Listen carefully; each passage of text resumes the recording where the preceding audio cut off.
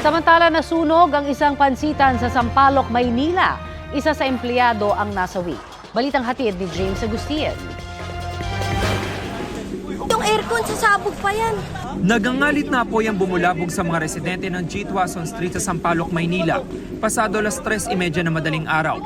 Ilang saglit pa lalo pang lumaki ang apoy na nagmumula sa isang kainan at nabalot ng makapal na usok ang lugar. Itinaas ng Bureau of Fire Protection ang unang alarma. Nasa 8 fire truck nilang rumisponde, bukod pa sa mga fire volunteer.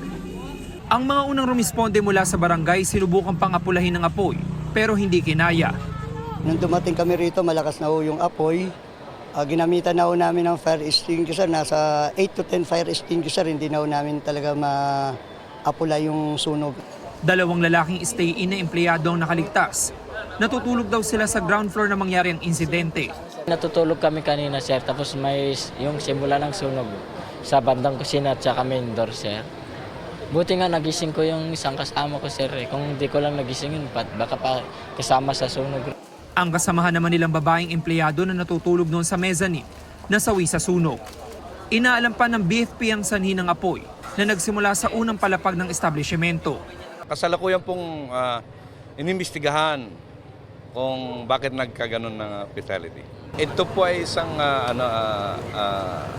residential commercial, dito po sila sa baba. Ito po ay isang kilala dito na pansitan. Napula ang sunog matapos ang halos 40 minuto. Umabot sa 100,000 piso ang inisyal na halaga ng pinsala sa estruktura. James Agustin, nagbabalita para sa GMA Integrated News.